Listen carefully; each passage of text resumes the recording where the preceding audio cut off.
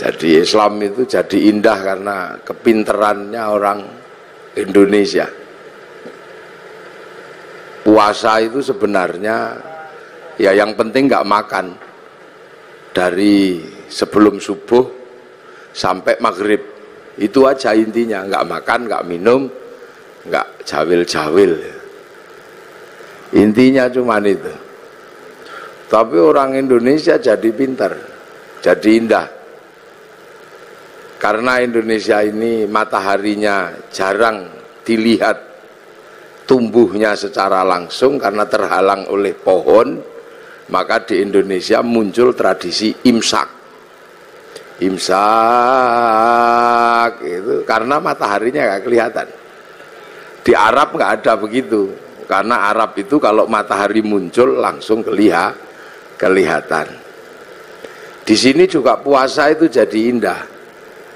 Karena puasa orang sini lebih berat dari orang Arab. Orang Arab kalau puasa keluar rumah lihat padang pasir. Nggak ada orang pengen makan padang pasir. Tapi orang sini keluar rumah lihat jambu, lihat belimbing. Maka para kiainya daripada kamu nggak khusyuk kalau puasa, sebaiknya tidur aja. Maka kemudian setelah itu tidur, dikasih dalil naumuso imin ibadatun, tidurnya orang puasa itu ibadah. Nah, karena tidur terus akhirnya kiainya sepi, maka kiainya pergi ke pasar cari mercon. Akhirnya puasa di Indonesia muncul mercon dar-dor. Maka tidak usah heran kalau ada puasa kok merconnya banyak, itu khas Indonesia. Terus kalau malam ada sahur, bahkan sekarang ono sahur ora sahur sak karepmu ono. Nah, itu kehebatan orang Indonesia. Terus selesai puasa halal kayak gini nih, minta maaf.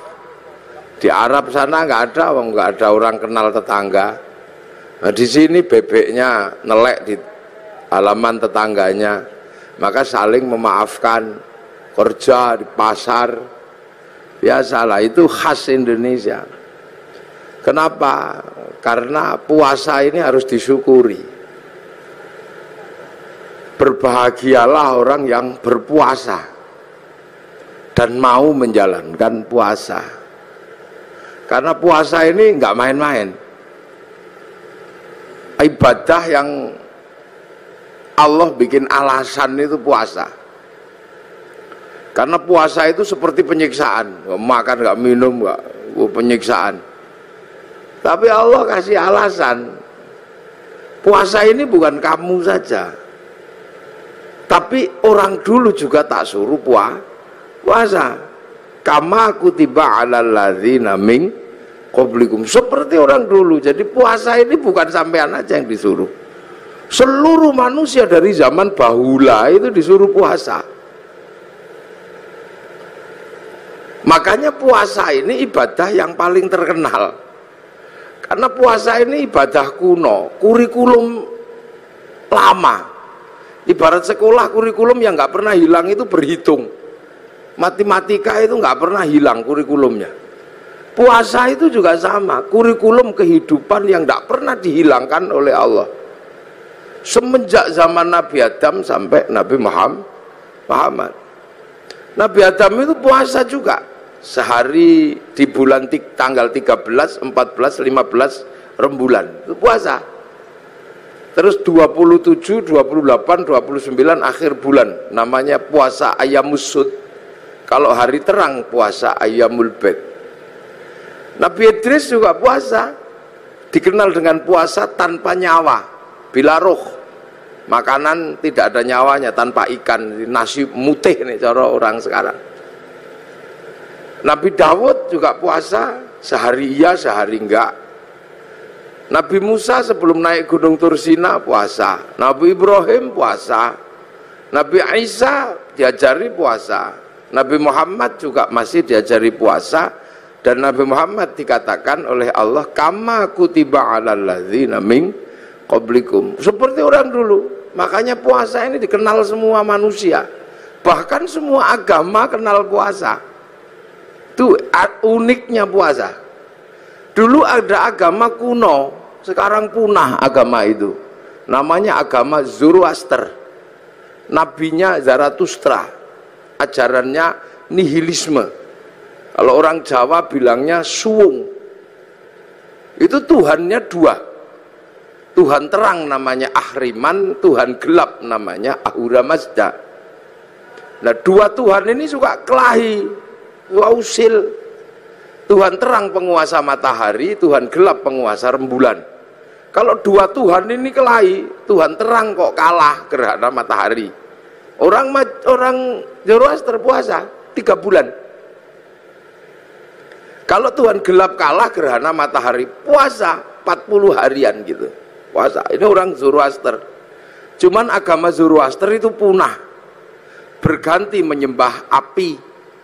Yang akhirnya di dalam Al-Quran dikenal dengan Majus atau Majusi. Cuman agama Majusi ini punah juga.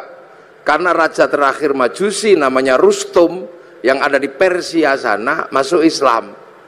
Raja Rustum ini anaknya dinikahkan dengan anak Sayyidina Ali bin Abi Thalib, namanya Sayyidina Husain, lahir Sayyid Ali Zainal Abidin.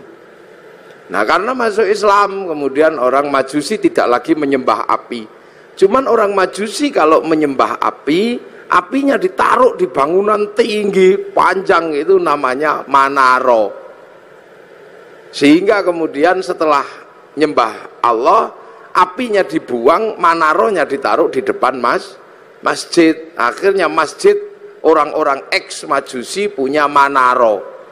Begitu seluruh kaum muslimin lihat masjid orang Persia punya Manaro, kok bagus, maka kemudian seluruh kaum muslimin berlomba-lomba bikin Manaro di depan masjid, yang akhirnya sampai Surabaya jadi Menoro.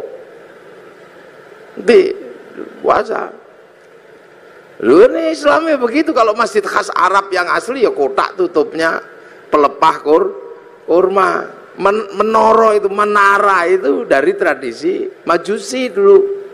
Kubahnya itu ketika Islam ketemu dengan Nasrani yang di Konstantinopel, kemudian punya masjid, ada kubahnya itu sumbangan dari gereja dulu. Makanya kubah masjid sama kubah White House itu sama, kubahnya istananya Presiden Amerika ya sama kubah. Lah itu orang Majusi.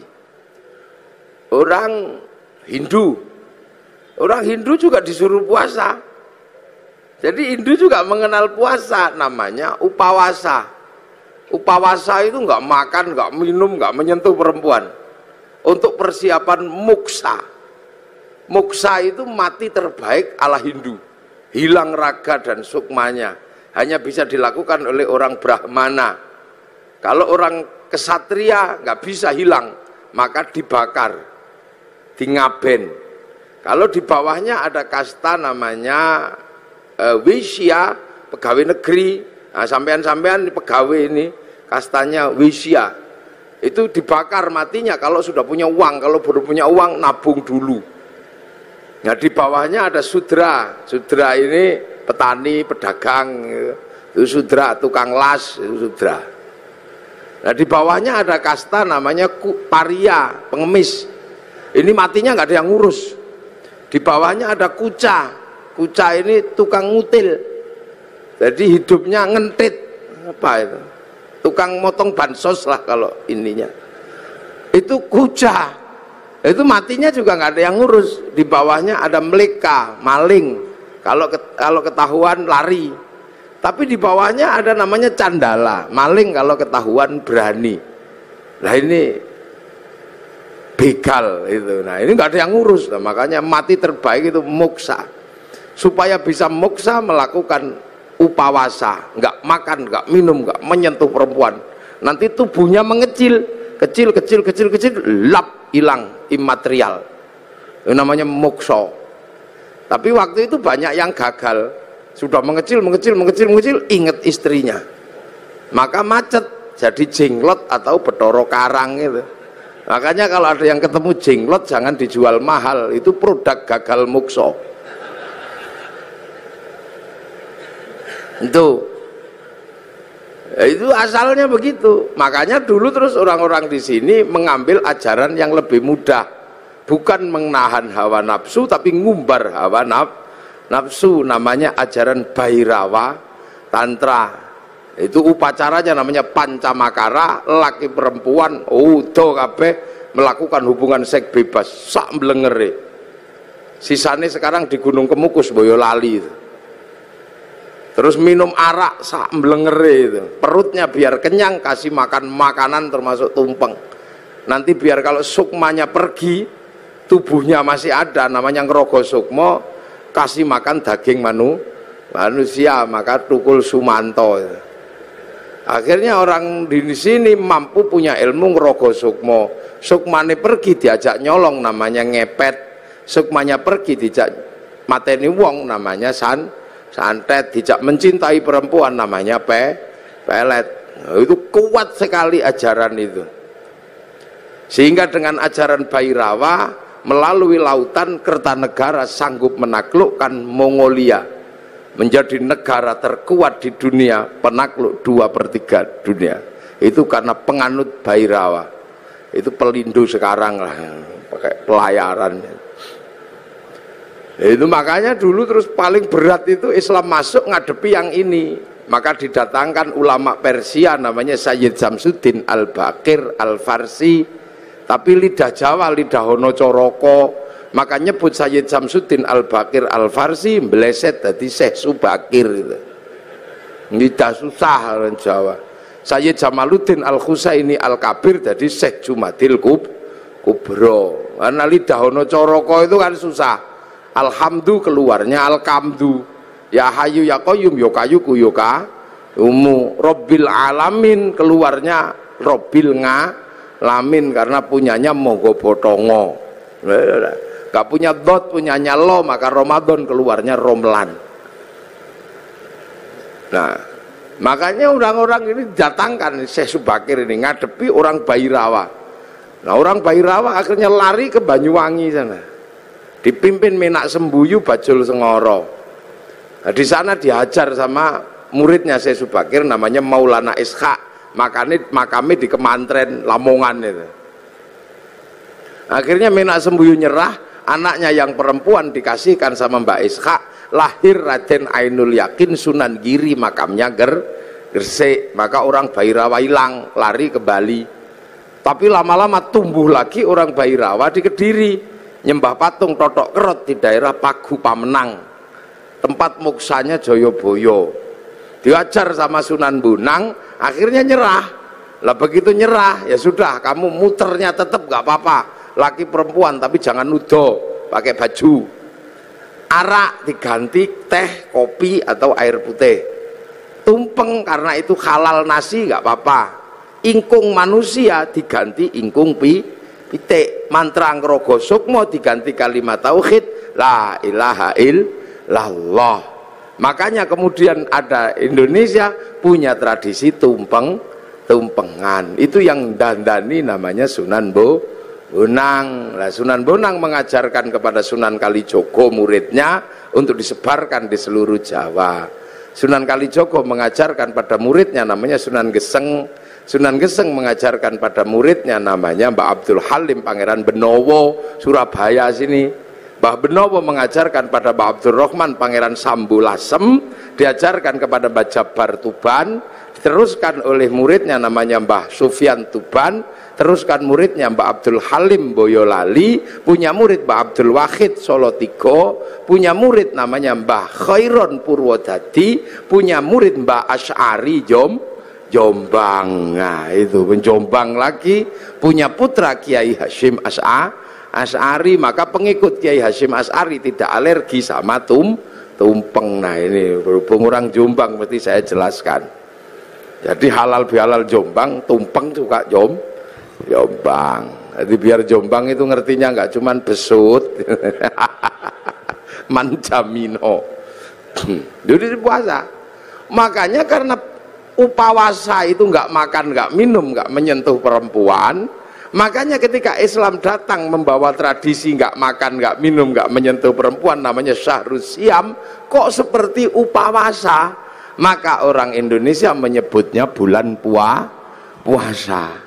Jadi kalau sampean pengen tahu kenapa Ramadan kok disebut bulan puasa, karena dulu ada namanya upawasa, nggak makan, nggak minum, nggak menyentuh perempuan, makanya kemudian Syahrus Siam disebut bulan puasa karena dulu upawasa. Orang Buddha itu juga pelajaran puasanya ada. Ketika ingin mendapatkan kesempurnaan menuju nirwana, itu puasa di bawah pohon bodhi, pakai kain selempang, tidak pakai daleman. Itu waktunya tidak terbatas sampai mendapat pencerahan. Agama besar Yahudi juga puasa. Kalau peringatan Yom Kippur mereka puasa. Nasrani juga diajari puasa. Kalau hari Jumat Agung menjelang Paskah juga puasa. Jadi hampir semua agama itu kenal puasa. Karena apa? Ini syariat kuno. Makanya tidak usah heran kalau ada puasa. Apalagi orang Jawa, orang Indonesia ini hobi kalau yang namanya puasa. Makanya variasi puasa terbanyak itu di sini. Ada puasa makan pupus daun namanya ngidang. Ada puasa mangan polo pendem yang di bawah tanah namanya ngerowot. Ada puasa tidak kena matahari namanya pati geni. Ada puasa gandul duit namanya ngalong. Ada puasa diem macam bisu. Ada puasa ngeluyuhur aja namanya ngedan. Ada variasi puasa itu macam-macam itu di sini. Dan bagi orang Nusantara dan orang dunia, puasa ini menempati sejarah tersendiri. Hampir seluruh cerita besar itu bermula dari puasa. Rasulullah mendapatkan wahyu setelah puasa, naik turun gunung di Gua Hira hampir dilakukan selama 15 tahun. Syekh Abdul Qadir Al-Jilani mendapatkan ma'rifatullah itu setelah puasa 25 tahun di padang pasir, dibimbing Syekh Mubarak Al-Majzumi, jadi Sultanul Aulia. Di Jawa Sunan Kalijaga rojone berandal, bisa jadi wali karena puasa 3 tahun. Sunan Geseng itu tadinya cuma tukang ngambil kelapa itu, tapi kuat puasa 3 tahun, baca Ya Hayyu Ya Qayyum, itu bisa lari di atas air dan bisa meneruskan perjuangan Sunan Kalijaga. Padahal dia keliru, yokayuku yokayumu. Saridin disuruh puasa sama Sunan Kudus. Kalau kamu mau jadi penerusku yang hebat, puasa 3 tahun di atas pohon kelapa, baca Allahu Akbar, dilakukan 3 tahun, jadi pengganti para wali namanya Syekh Jangkung. Akhirnya Saridin, wong Pati pasti kenal itu, dan itu pun keliru mestinya Allahu Akbar, keliru lowo bubar. Jadi sejarah besarnya puasa, jangan sembrono. Ki Gede Pemanahan penjenengan cerita sama Sunan Kalijogo, Jeng Sunan, saya pengen juga jadi raja. Ki Penjawi dapat pati, Kang Mas Raden Fata pun untuk Demak, kabeh pun untuk niku Haryo Penangsang angsal Pajang, Kang Mas Joko Tingkir dapat Pajang, Haryo Penangsang dapat Jipang. Saya dapat daerah mana? Ki Gede Pemanahan matur Sunan Kalijogo, ya ndak ada, semuanya sudah habis yang baik-baik, tinggal 5 tempat, itu pun tempat setan. Tempat setan pertama ada di ujung timur namanya Alas Purwo. Tempat setan kedua ada namanya Alas Roban. Tempat setan ketiga ada namanya Alas Larangan Cirebon. Tempat setan keempat ada namanya Alas Ketonggo Ngawi. Lah tempat setan yang kelima namanya Alas Mentau lereng Merapi. Makanya kamu milih yang mana? Milih Mentau aja. Wah, kalau kamu milih Mentau setannya gede-gede, kamu puasa 20 tahun biar ditemani sama Ki Ageng Giring, jangan turun. Puasa 20 tahun di Bang Lampir Gunung Kidul, ini Pak Doso pasti tahu itu. Itu bekas bokongnya itu sampai nyitak begini. Akhirnya apa? Mampu betul buka Alas Mentau, ditemani Ki Gede, apa Ki Gede temani Ki Ageng Giring.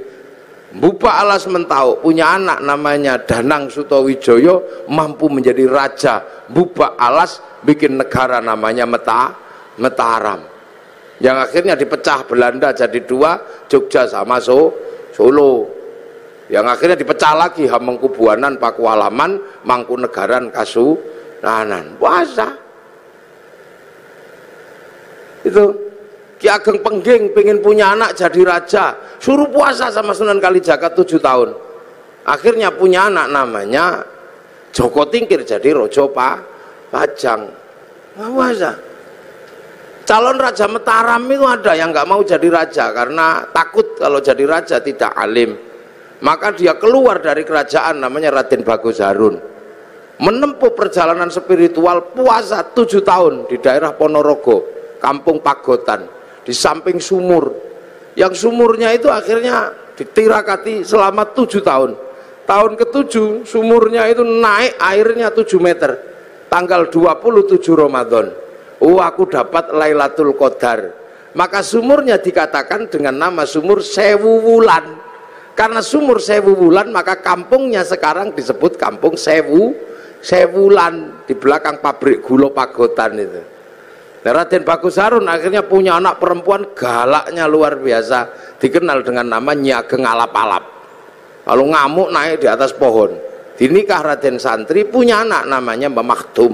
Nikah punya anak Mbah Maklum, nikah punya anak Mbah Tafsir Anom, nikah punya anak Mbah Qolibi, nikah punya anak Mbah Ilyas.